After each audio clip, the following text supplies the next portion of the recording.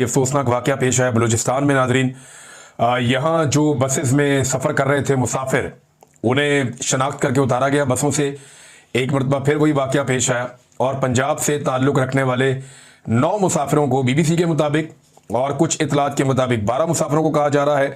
पहले खबर यह आई कि मुसाफिरों को उतार कर गायब कर दिया गया था, फिर दोबारा ये खबर आती है और उसकी तस्दीक होती है कि 9 मुसाफिरों को बसों से उतार कर कत्ल कर दिया गया है। इन मुसाफिरों को बलूचिस्तान के दारुल हुकूमत क्वेटा से पंजाब जाने वाले 2 मुसाफिर बसों से उतारा गया था। इससे पहले जाफर एक्सप्रेस का इंसिडेंट आप सबको याद होगा, पूरी ट्रेन रोक ली थी, वहां पे कत्लेआम किया था दहशतगर्दों ने।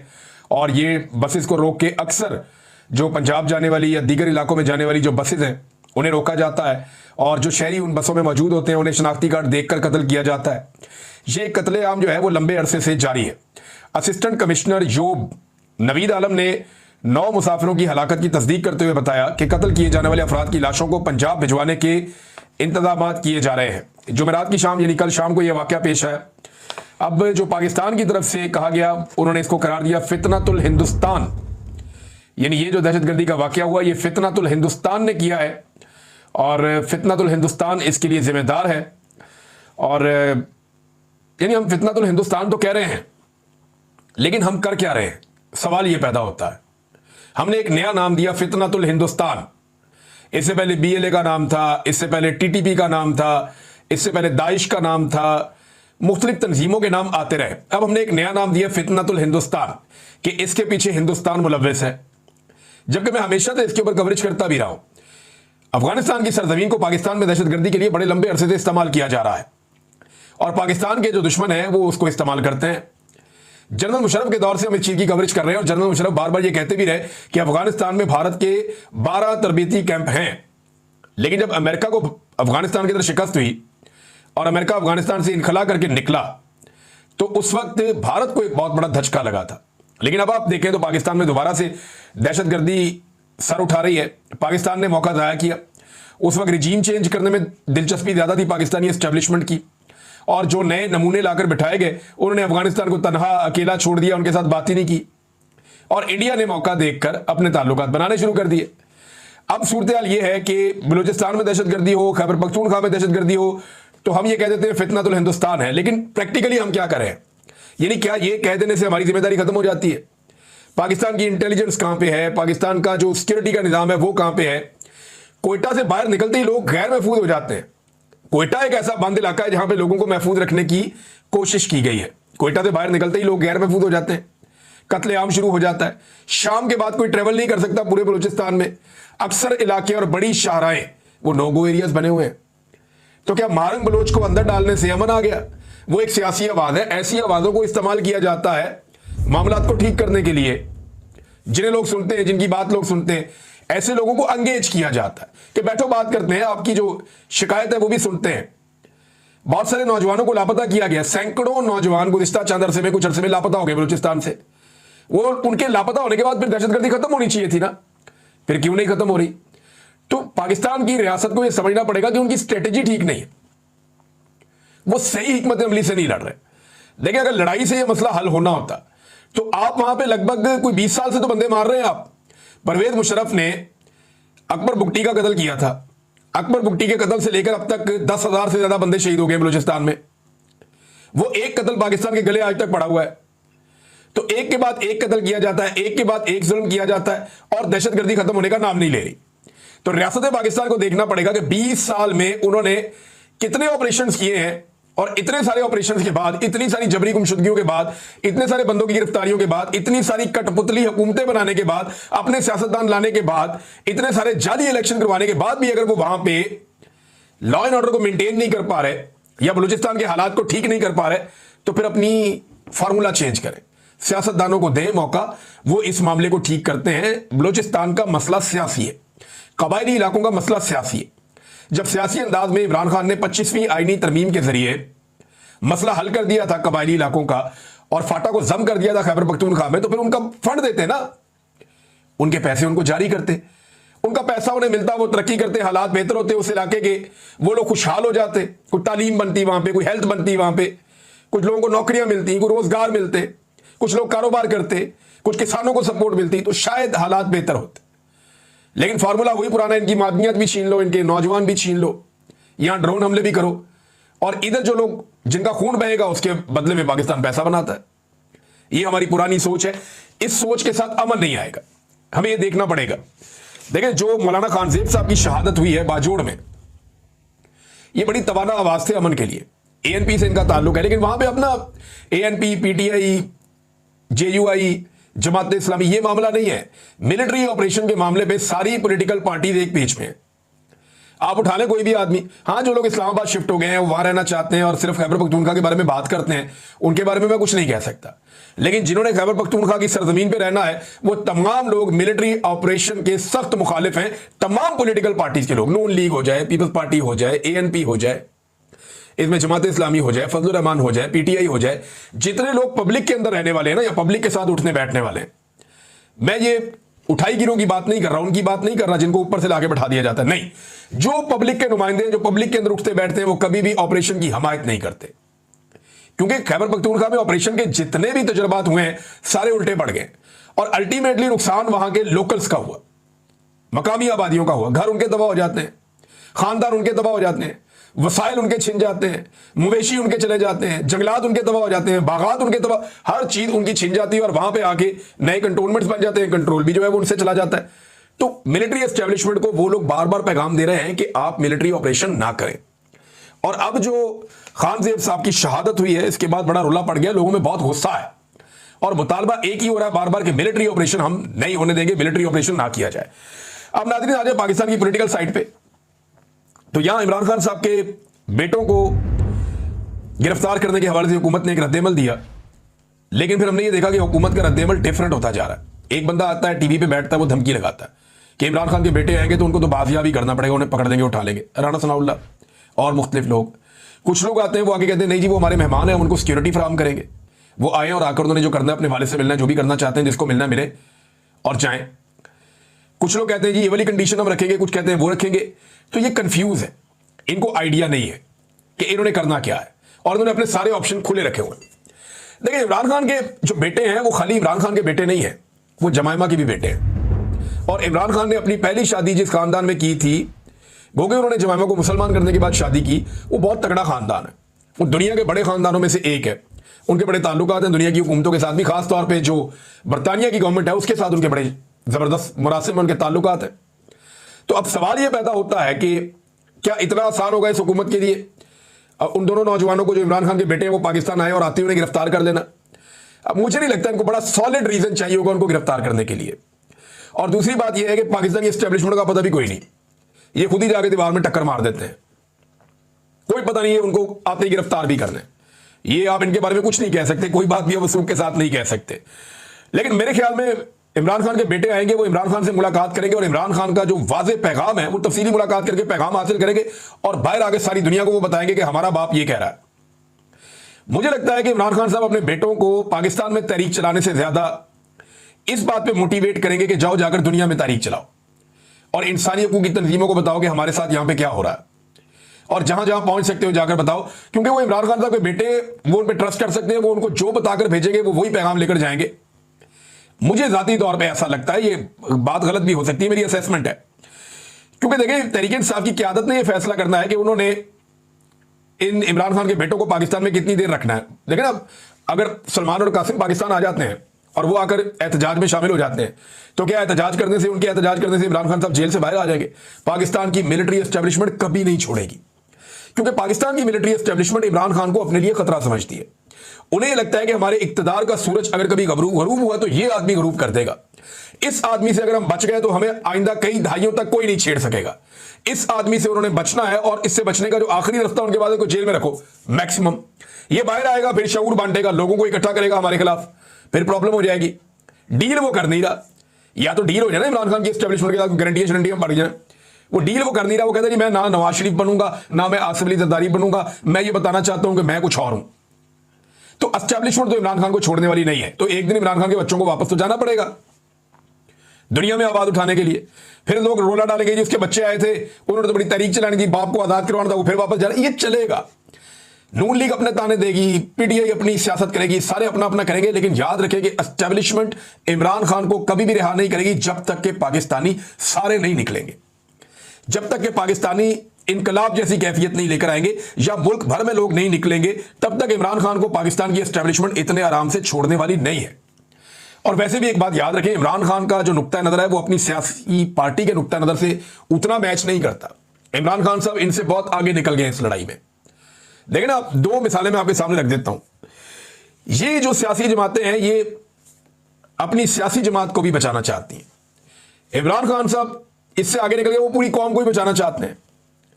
इनकी लड़ाई अपनी सियासत के लिए है। इमरान खान साहब की पार्टी के अंदर जो लोग हैं मैं उनकी बात कर रहा हूं कि मैं सियासत करूंगा, मैं एमएनए बनूंगा, मैं एमपीए बनूंगा, मैं मिनिस्टर बनूंगा, हमने सियासत करनी है, अपने मुल्क के लिए अच्छा करना। जो इमरान खान की लड़ाई इस वक्त कौम के लिए है, वो एक डिफरेंट लेवल पे जाके लड़ रहा है।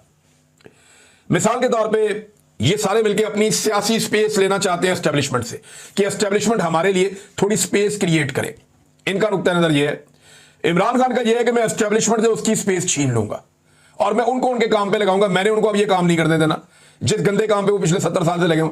अब ये दो अलग अलग नजरिए ही अलग है, सोचने का तरीका ही अलग है। अब इनके बीच में पहले आपस में कोई इत्तेफाक हो जाए, या पार्टी इमरान खान के नक्शे कदम पे आ जाए या इमरान खान पार्टी के नक्शे कदम पे आ जाए, या दोनों मिलकर कोई बीच का रास्ता निकालेंगे। ठीक है जी, हम एस्टेब्लिशमेंट के साथ बात करते हैं और उसके लिए एस्टेब्लिशमेंट को हौसला करना पड़ेगा, थोड़ी हिम्मत करनी पड़ेगी, अपने खौफ को उतारना पड़ेगा कि बैठे बात करें इमरान खान के साथ। नहीं, वो आपको मारता, वो आपको रास्ता बनाकर देगा कोई ना कोई। पाकिस्तान का रहने वाला है, पाकिस्तान का लीडर है, यहीं पे उसने सियासत की है, सारा पाकिस्तान उसे जानता है, क्रेडिबिलिटी वाला आदमी है वो। इतनी बार क्रेडिबिलिटी वाला आदमी खाता है, बुज़दिल आदमी इतनी बार नहीं खाता जितनी इमरान खान ने खा ली है। दलेर आदमी है, करेक्टर वाला आदमी है, उसने करेक्टर शो किया बार बार। आपने गोलियां उसको देखा, वो गोलियां लगी, वो निकल के फिर मुक्का लहरा रहा था। करेक्टर वाला आदमी है, वो आपको इस मुसीबत से निकाल सकता है, लेकिन उसके लिए आपको भी अब पीछे जाना पड़ेगा। यानी जो चीजें आप कर रहे हैं वो करना छोड़ दें। आपने इतना तजुर्बा किया, पूरा मुल्क आपके कंट्रोल में, 3 साल में मईशत ठीक नहीं हुई। 2 साल पहले आर्मी चीफ ने 10 जुलाई 2023 को स्टेटमेंट दिया था कि 1 साल में मईशत बिल्कुल ठीक हो जाएगी। आप सारे आदादोशुमार उठा के देख रहे हैं, बेड़े ही गर्क हो गया मईशत का। ये सिर्फ जो सो कॉल्ड किस्म का एक दिवालियापन है ना, उससे पाकिस्तान को बचाने के लिए, इन्होंने पाकिस्तान के सारे गरीबों को दिवालिया कर दिया। आधे पाकिस्तानी गुर्बत की लकीर से नीचे चले गए इनके दिवालियापन से बचने के चक्कर में। पाकिस्तानियों से सारी खुशियां इन्होंने छीन ली हैं। गरीब आदमी के ऊपर लगा लगा के टैक्स, तनख्वाहदार तबके को तो पीस के रख दिया इन्होंने, सिर्फ एक ख्वाहिश पूरी करने के लिए कि हमने दिवालिया नहीं होना। भाई दिवालिया पे तो लेकर भी आप ही लोग आए थे ना। अगर आप अच्छी खासी चलती हुई हुकूमत को ना गिराते तो पाकिस्तान के ज़रिए मुबादला के ज़खायर भी ठीक थे, एक्सपोर्ट्स भी ठीक थी, रिमिटेंसेस भी ठीक थी, पाकिस्तान में कॉन्फिडेंस भी था, पाकिस्तान में सारी फैक्ट्रियां मिलें भी चल रही थी, रेवेन्यू कलेक्शन भी ठीक हो रहा था, महंगाई को कुछ हद तक कंट्रोल भी रखा हुआ था। तो अगर ये सारे फैक्टर्स ठीक चल रहे थे तो मुल्क चलने देते 2 साल और, रेगुलरली इलेक्शन होता, पता चलता कौन जीतता कौन हारता। ये जो एस्टेब्लिशमेंट को खुजली हुई थी ना कि पाकिस्तान में उन्होंने एक नया तजर्बा करना है, उस तजर्बे के बाद हम फंस गए और अभी तक नहीं निकल रहे, और उसकी वजह से पाकिस्तान डिफॉल्ट के दहाने पे पहुंचा था। और ये मैंने नहीं कहा, ख्वाजा आसिफ ने कहा था कि पाकिस्तान दिवालिया हो नहीं रहा, पाकिस्तान दिवालिया हो चुका है। वजीर है ना, उसके बाद अंदर की खबरें होती है। लेकिन फिर इन्होंने जिद पकड़ ली कि हमने दिवालिया नहीं होने देना, हमने पूरे पाकिस्तान की आवाम को दिवालिया कर देना, हमने अपने मुल्क को दिवालिया नहीं होने देना। अच्छी बात है, मुल्क को दिवालिया ना होने देने के लिए और भी तरीके थे। आप हुकूमती अखराजात कम करते, आप ताकतवर लोगों से टैक्स लेते, आप पाकिस्तान की पॉलिसीज बेहतर करते, अवाम के मैंडेट का एहतराम करते, इंसानी हकूक की खिलाफ वर्जियां ना करते, अदलिया को आज़ादी के साथ आप काम करने देते, तो पाकिस्तान में इन्वेस्टमेंट भी आती। अब पाकिस्तान में सरमायाकारी नहीं आ रही, दहशतगर्दी इतनी फैल गई है, लोग इस मुल्क का नाम सुनकर डरते हैं। ये एक खबर छपती है ना इंटरनेशनल लेवल पे, अब बलूचिस्तान में जिन्होंने सरमाया करनी है या पाकिस्तान में सरमायाकारी करनी है, वो कैसे करेंगे? खैबर पख्तूनख्वा में आलम दीन शहीद हो गया, अमन के लिए उसकी बड़ी आवाज थी। बलूचिस्तान में बसों से उतार उतार के लोगों को मार रहे हैं, कौन आएगा यहां सरमायाकारी करने के लिए? लोग पैसा निकाल निकाल के इस मुल्क से भाग रहे हैं, और यही नालायकी है आपकी जिसकी वजह से लोग मुल्क छोड़ छोड़ कर जा रहे हैं। नाज़रीन, क्या पाकिस्तान तहरीक इंसाफ अब तहरीक के लिए तैयार है? तो देखें, उसमें एक चीज मैं आपको बताऊं कि अगर कोई तहरीक चलनी होती ना या चलने वाली होती है तो उसका मोमेंटम बनना शुरू हो जाता है, आपको ग्राउंड पे नजर आता है। इक्का दुक्का लोग निकल रहे हैं, कहीं 200-400 500, ये छोटा छोटा मोमेंटम बन रहा है, लेकिन इसने अभी तक जो एक जबरदस्त किस्म का एक तहरीक का मोमेंटम होता है वो नहीं पकड़ा। सारे लोग अपने तौर पे बातें कर रहे हैं, इस तारीख को हम ये करेंगे ये करेंगे ये करेंगे, लेकिन अभी तक कुछ होता हुआ दिखाई नहीं दे रहा। इमरान खान साहब ने जो है वो कुछ बहुत बड़ा प्लान किया, उनके दिमाग में कुछ बड़ा चल रहा है, लेकिन जो लीडरशिप है वो चीजों को उस तरह नहीं कर पा रही। गंडापुर साहब अभी तक इमरान खान साहब से मुलाकात नहीं कर पाए। वज़ीर आज़म से वो मिल लेते हैं, अमीर मुकाम से मिल लेते हैं, गवर्नर से मिल लेते हैं, इमरान खान से नहीं मिल पाते जेल जाके। अंदाजा कीजिए आप। अलीना शिगरी साहिबा को उनके प्रोग्राम में बैठ के ख्वाजा आसिफ ने ताना दिया कि मीडिया को जाके मिलना चाहिए ना इमरान खान से, जाके आप देख लें कि वो कितने कंफर्टेबल हैं। वो मिलने चली गई, पीटीआई ने उनका नाम भी लिख कर दे दिया। अब वहां से वो ख्वाजा आसिफ को बार बार फोन कर रही हैं, उन्हें इतला पहुंचा रही हैं, उन्हें कह रही हैं जनाब मिलाएं इमरान खान से, आपने कहा था। वो जी मिलाते हैं, करते हैं, कोई मुलाकात नहीं करवाई। ये झूठ बोलते हैं, दिन सुबह शाम हर वक्त झूठ बोलते हैं। ये जेल जो है ये इस वक्त मिलिट्री एस्टेब्लिशमेंट के कंट्रोल में है, या मरियम नवाज और मिलिट्री एस्टेब्लिशमेंट ने मिलकर कंट्रोल किया हुआ है। वो दोनों तो एक ही पेज पे हैं, एक ही सिक्के के दो रुख हैं इस वक्त। तो ख्वाजा आसिफ जैसे वहां कुछ नहीं बेचते, इनके कुछ पल्ले नहीं है। ये किसी टॉक शो में बैठ के कुछ भी कह दें, ये तो कहेंगे इन्होंने तो सबने बैठ के इकट्ठे अच्छे खासे सियासतदान है, उन्होंने बैठकर कहा जी ठीक है ये चीजें हमारी तय हो गई, आप जाके इमरान खान से अप्रूवल ले आए। वो कहते जी हम जा रहे हैं इमरान खान से अप्रूवल लेने। मिलिट्री एस्टेब्लिशमेंट ने इमरान खान से मुलाकात नहीं होने दी और वो मुज़ाकरात फारिग हो गए। ये मुज़ाकरात नवंबर के बाद हुए थे। ये ना ये मुज़ाकरात करने के काबिल है ना किसी और चीज के काबिल है। और गंडापुर साहब को इमरान खान साहब से मिलने की कोशिश करनी चाहिए। अभी तक तो वो मुलाकात इमरान खान साहब से नहीं कर पाए। ऐसा लगता है पाकिस्तान तहरीक-ए-इंसाफ की क़यादत ना किसी करिश्मे का इंतजार कर रही है, या किसी ऐसी चीज का इंतजार कर रही है कि खुद से कुछ ऐसा हो जाए कि इस हुकूमत की कमबख्ती आ जाए, बेड़ा गर्क हो जाए। भाई इस हुकूमत ने हर वो काम कर लिया जिससे किसी भी हुकूमत का बेड़ा गर्क हो जाता है और कमबख्ती आ जाती है। चीनी स्कैंडल उठाएं, बिजली स्कैंडल उठाएं, पेट्रोल स्कैंडल उठाएं, आटा स्कैंडल उठाएं, गंदम स्कैंडल उठाएं। आप इनका ये 10,000 जो ये अरब वाला स्कैंडल है, आप ये वाला ये जो इनका ट्रिलियंस का जो स्कैंडल आया हुआ है 10 खरब का, वो वाला स्कैंडल उठाएं। आप इनका कोई एक स्कैंडल उठा लें। इन्होंने तो अपने पांव पे रोजाना कुल्हाड़ा मारा, लेकिन बतौर अपोजिशन पाकिस्तान तहरीक-ए-इंसाफ अफसोस ये है कि वो कुछ कर नहीं पाए। अभी उन्होंने एक नया दावा किया, हमाद अजहर साहब ने उस पर जवाब दिया। काफी अरसे बाद हमाद अजहर साहब को मैंने देखा कि वो एक्टिवेट हुए हैं। हुकूमत ने दावा यह किया कि बिलों की वसूली में 182 अरब रुपए का तारीखी हमने इजाफा किया है। भैया आपने बिल ही इतने बढ़ा दिए तो इजाफा ही होना है। गरीब खुदकुशियां करेगा या आपको बिल देगा। जिस आदमी ने रोटी खानी है वो एक टाइम की रोटी कम करेगा, आपको बिल देगा। तो पैसे तो आपने अवाम का खून निचोड़ के इकट्ठे कर लिए, फैक्ट्रियां चल नहीं रही, मिलें बंद हैं, इसके बावजूद आप गरीब आदमी को नचोड़ रहे हैं, उससे पैसे आप ले रहे हैं। रिकवरी मुहिम की कामयाबी ने तमाम डिस्कोस की मजमूई वसूली को 92.4% से बढ़ाकर 96.6% तक पहुंचा दिया। हम आदत बताते हैं कि 2021 में हमारी ये रिकवरी 97.1% थी, इससे ज्यादा थी। तो ज्यादा आप चलांगे ना हमारे। ये सुनकर दुख हुआ कि कम बिजली की तलब और पैदावार के बावजूद भी फार्म 47 की जारी हुकूमत अब तक इस सतह की रिकवरी नहीं कर सकती। यानी सिंपल बात यह है कि फैक्ट्रियां तो चल नहीं रही, बंद हो गई हैं, बड़े बड़े यूनिट सारे पाकिस्तान में बंद हो गए हैं, तो फिर तो आपकी रिकवरी होनी चाहिए थी। लेकिन आप इमरान खान के लेवल को नहीं पहुंचे, तो आपने फिर भी इतना पैसा कहां से इकट्ठा किया? तो इन्होंने पैसा इकट्ठा किया गरीब आदमी को कुचल के, लोगों की कनपट्टी पे बंदूक रख के ये बिल ले रहे हैं कि हम मीटर काट देंगे, ये कर देंगे, वो कर देंगे। वो गुजरावाला वाले लड़के का याद है ना, वो बेचारे ने खुदकुशी कर ली। लोग उधार मांग रहे हैं बिल देने के लिए, लोग अपने जेवरात बेच रहे हैं बिल देने के लिए। हालात पाकिस्तान में इन्होंने ये आम आदमी के लिए पैदा कर दिए। नाज़रीन, खैबर पख्तूनख्वा में सेनेट के इलेक्शन आने वाले हैं और इस हवाले से मिर्जा अफरीदी को टिकट दिया जा रहा है। थोड़ा सा मैं आपको बैकग्राउंड बताता हूं। मैं इस आदमी को कभी मिला भी नहीं जिंदगी में, लेकिन तहरीक-ए-इंसाफ के बहुत सारे लोगों ने मेरे से राब्ता किया कि इनको टिकट दिया जा रहा है। मैं क्योंकि असल हकायक जानता हूं, मैं आपके सामने रख देता हूं ये बंदा कौन है।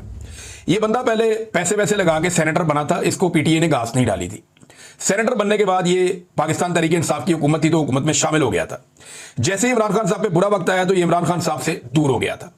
इसने टके का काम नहीं किया और ये एंजॉय करता रहा अपनी पोजीशन। कभी इसने पाकिस्तान तहरीक-ए-इंसाफ का या इमरान खान का साथ नहीं दिया, सिवाय एक मौके पर इसने इजाज चौधरी के लिए अपना मुद्दत पूरी होने से कुछ दिन पहले सिर्फ एक प्रोडक्शन ऑर्डर इसने निकाला था कि उन्हें ले आओ, तो नहीं लाया गया उन्हें। वो भी एस्टेब्लिशमेंट की मर्जी से इसने निकाला था। जैसे यूसुफ रज़ा गिलानी साहब निकालते हैं तो वो नहीं लेकर आते। तो सिर्फ ये एक गोंगलुओं से मट्टी इन्होंने झाड़ी थी मिर्जा अफरीदी साहब ने, और इन्होंने टके का कोई काम नहीं किया और ना इनका पीटीए से कोई ताल्लुक साबित हुआ। अब हुआ ये कि इन्होंने जब दोबारा टिकट लेना था तो 12 करोड़ रुपया इन्होंने दिया शिबली फराज को। शिबली फराज साहब कहते हैं कि उन्होंने वो पैसे खर्च किए इमरान खान साहब के मुकदमात पे और वकीलों को फीसें दी हैं। एक तरफ अली अमीन गंडापुर कहते हैं जी फीसें मैंने दी हैं, एक तरफ शिबली फराज कहते हैं जी फीसें मैंने दी हैं। अलीमा खान से पूछे तो वो कहती है जी फीसें तो हम फैमिली दे रहे हैं। दूसरी तरफ आप जाके वकीलों से पूछे तो वो कहते हैं जी हम तो फीसें ले ही नहीं रहे। तो मैं हैरान होता हूं कि ये किस तरफ जा रहे हैं पैसे। बहरहाल ये दावा किया गया कि इस बंदे ने, मिर्जा अफरीदी ने 12 करोड़ रुपया दिया, शिबली फराज ने वसूल किया और उसने कहा कि जी मैंने ये वकीलों की फीसें और इमरान खान साहब के मुकदमों पे लगा दिया है और इस बिना पे इस बंदे को टिकट दिया जा रहा है। 12 करोड़ का टिकट सेनेट का, अंदाजा करें आप कि 12 करोड़ रुपया इसने दिया, पता नहीं और भी दिया होगा, लेकिन 12 करोड़ रुपया दिया। और अली अमीन गंडापुर इसके हमायती हैं, उन्होंने पूरा जोर लगाया कि मिर्जा अफरीदी को हर हाल में लाया जाए सेनेट की सीट के ऊपर। इसके मैंने क्योंकि एक जगह पे मैं खुद इसका विटनेस हूं। अली अमीन गंडापुर, शिबली फराज और बैरिस्टर गौर, इन तीनों ने पूरा जोर लगाया था कि मिर्जा अफरीदी को किसी तरह टिकट दिया जाए, और इसके लिए इन्होंने पूरी प्लानिंग की थी कि मिर्जा अफरीदी को ही सेनेटर हर हाल में बनवाया जाए। इन्हें बिल्कुल दिलचस्पी नहीं है कि मुराद सईद सेनेटर बने, इन्हें बिल्कुल दिलचस्पी नहीं है कि फैसल जावेद बने, इन्हें बिल्कुल दिलचस्पी नहीं है कि नूरुल हक कादरी बने। वो बन जाए, लेकिन इनकी पूरी दिलचस्पी इस बारे में थी कि मिर्जा अफरीदी नहीं रहना चाहिए, इसको हर हाल में सेनेटर बनना चाहिए।